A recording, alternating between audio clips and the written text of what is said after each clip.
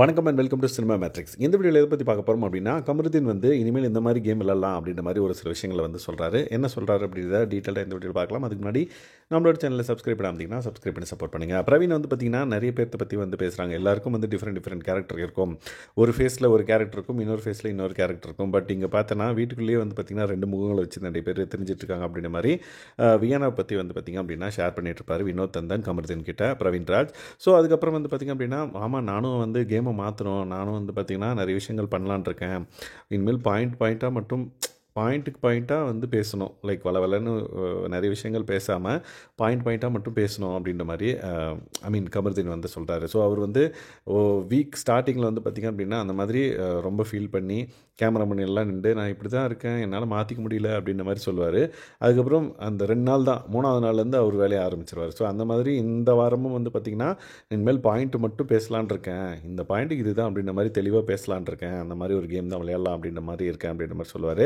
But என் வாய் தான் வந்து எனக்கு கொஞ்சம் இது அப்படின்ற மாதிரி சொன்னோடனே வினோத் வந்து பக்கத்தில் உட்காந்துட்ருக்காரு.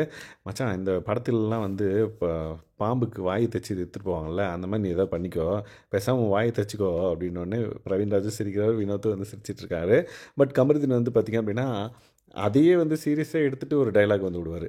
மச்சான், நான் வாய் போய் தச்சுட்டு வருவா பேசாமல் அப்படின்ற மாதிரி அவரே வந்து கேட்குறாரு. ஸோ அந்தளவுக்கு அவர் மேலே அவருக்கு நம்பிக்கை இல்லாத மாதிரி வந்து பார்த்திங்க அப்படின்னா பேசிகிட்டு இருக்காரு. இந்த மாதிரி ஒரு கேரக்டர் வந்து பிக் பாஸ் வீட்டுக்குள்ளே எவ்வளோ நாள் சஸ்டைன் ஆகும் அப்படின்றது எனக்கு தெரியல. ஸோ ஒரு வாய் அடக்கி ஒரு கேமை விளையாடணும் அப்படின்றதுக்கு அவருக்கு நம்பிக்கை இல்லைன்றப்ப எப்படி அவர் வந்து சஸ்டைன் பண்ண போகிறாரு அப்கமிங் டேஸில் அப்படின்றத நம்ம பொறுத்திருந்து தான் பார்க்கணும். இப்போ விஜய் பார்வதி கூட கொஞ்சம் ஓரளவுக்கு வந்து பார்த்திங்கன்னா டச்சில் இருக்காங்க. பட் அதுவும் இன்றைக்கி வந்து விஜய் பார்வதி சொல்லிட்டாங்க ஒரு சில விஷயங்கள். ஸோ கூடி சீக்கிரமே இவங்க 2 பேருக்கும் முரண்பாடு ஏற்பட்டு 2 பேரும் சண்டை போடுவாங்க. அதுக்கப்புறம் இவர் தனியாக தான் இருக்கணும்.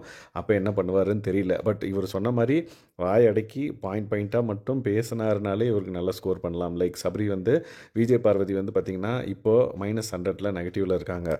ஸோ அதுவே வந்து அவங்க ஒரு நல்லது பண்ணிட்டாங்க, நல்ல விஷயத்தை வந்து பண்ணுறாங்க, ஒரு 10% நல்ல விஷயம் பண்ணாங்கனாலே அது வந்து அந்த -100 வந்து +110% வந்து பார்த்திங்க அப்படின்னா நல்லவங்களாக காமிக்கும். அந்தளவுக்கு வந்து பவர் இருக்குது இந்த இடத்துக்கு. ஸோ அதே மாதிரி கமருதீனும் வந்து ஓரளவுக்கு நல்ல கேம் விளையாண்டார் அப்படின்னா கண்டிப்பாக இதே சினாரியோ தான் அவருக்கும் அப்படின்றத நம்ம புரிஞ்சுக்கிட்டோம். அவரு புரிஞ்சுப்பாருன்னு நினைக்கிறேன். So let's wait and watch. இந்த 3 நாள் ஈஸியாக ஜட்ஜ் பண்ணிடலாம், எப்படி அவர் திரும்பவும் ஒரு கேமை திருத்திக்கிறாரா, இல்லை அதே மாதிரி கேமை தான் விளையாடுறாரா அப்படின்றத. ஸோ நீங்கள் என்ன நினைக்கிறீங்கிறத மறக்காம இந்த வீடியோவில் கமெண்ட் பண்ணுங்கள். இந்த மாதிரியான பிக் பாஸ் அப்டேட்ஸ் எனக்கு தெரிஞ்சுக்கணும் அப்படின்னா நம்மளோட சேனலை சப்ஸ்கிரைப் பண்ணாமல் சப்ஸ்கிரைப் பண்ணி சப்போர்ட் பண்ணுங்கள். தேங்க்ஸ் கைஸ், பாய்.